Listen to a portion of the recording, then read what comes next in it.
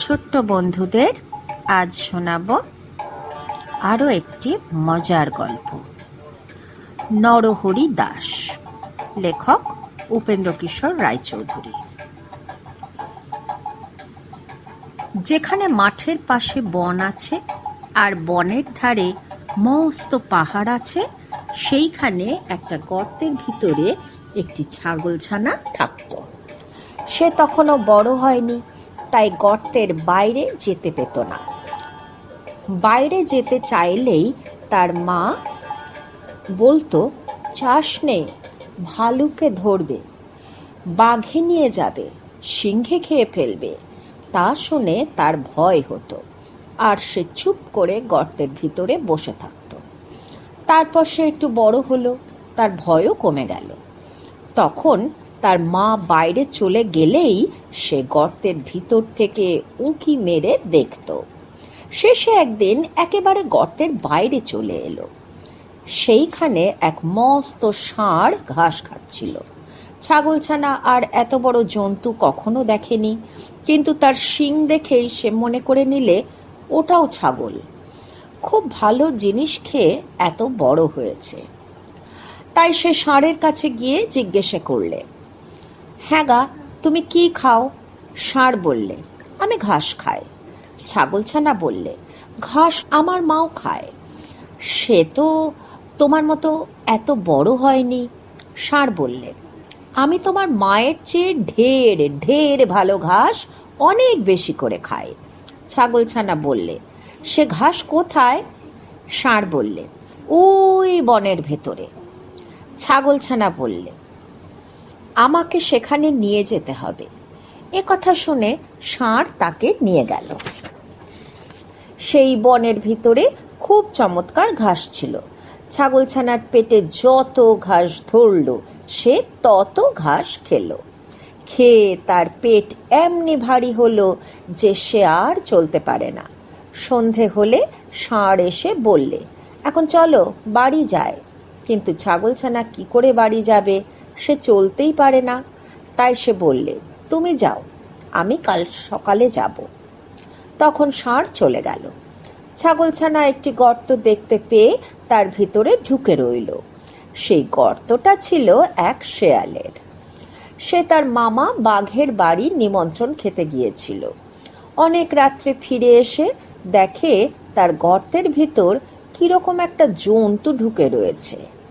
ছাগলছানাটা কালো ছিল, তাই শিয়াল অন্ধকারের ভিতর ভালো করে দেখতে পেল না। সে ভাবল, বুঝি রাক্ষস টাক্ষস হবে। এই মনে করে সে ভয়ে ভয়ে জিজ্ঞেস করলে, গর্তের ভিতর কে ও? ছাগলছানাটা ভারী বুদ্ধিমান ছিল। সে বললে, লম্বা লম্বা দাড়ি, ঘন ঘন নাড়ি, সিংহের মামা আমি, নরহরি দাস, 50 বাঘে মোর এক এক গ্রাস।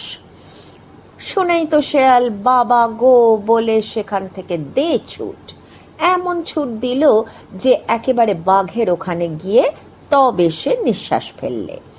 বাঘ তাকে দেখে আশ্চর্য হয়ে জিজ্ঞেস করলে, কি ভাগ্নে, এই গেলে আবার এখনই এত ব্যস্ত হয়ে ফিরলে যে? শিয়াল হাঁপাতে হাঁপাতে বললে, মামা, সর্বনাশ, সর্বনাশ তো হয়েছে। আমার গর্তে এক নরহরি দাস এসেছে। সে বলে কি না সে 50 বাঘে তার এক গ্রাস। তা শুনে বাঘ ভয়ানক রেগে বললে, বটে, তার এত বড় আস্পর্ধা? চলো তো ভাগ্নে, তাকে দেখাবো কেমন 50 বাঘে তার এক গ্রাস। শিয়াল বললে, আমি আর সেখানে যেতে পারবো না। আমি সেখানে গেলেই যদি সে হাঁ করে আমাদের খেতে আসে, তাহলে তুমি তো 2 লাফেই পালাবে। আমি তো তেমন ছুটতে পারবো না, আর সে বেটা আমাকেই ধরে খাবে। বাঘ বললে, তাও কি হয়? আমি কখনো তোমাকে ফেলে পালাবো না, আমি কখনো তোমাকে ফেলে পালাবো না। শিয়াল বললে, তবে আমাকে তোমার লেজের সঙ্গে বেঁধে নিয়ে চলো। তখন বাঘ তো শিয়ালকে বেশ করে লেজের সঙ্গে বেঁধে নিয়েছে, আর শিয়াল ভাবছে, এবার আর বাঘ মামা আমাকে ফেলে পালাতে পারবে না। অমনি করে তারা দুজনে শিয়ালের গর্তের কাছে এলো। ছাগলছানা দূর থেকেই তাদের দেখতে পেয়ে শিয়ালকে বললে, দূর হতভাগা, তোকে দিলুম 10 বাঘের কড়ি, 1 বাঘ নিয়ে এলি লেজে দিয়ে দড়ি। শুনেই তো ভয়ে বাঘের প্রাণ উড়ে গিয়েছে। সে ভাবলে যে নিশ্চয়ই শিয়াল তাকে ফাঁকি দিয়ে নরহরি দাসকে খেতে দেবার জন্য এনেছে। তারপর সে কি আর সেখানে দাঁড়ায়? সে 25 হাত লম্বা এক এক লাফ দিয়ে শিয়ালকে শুদ্ধ নিয়ে পালালো।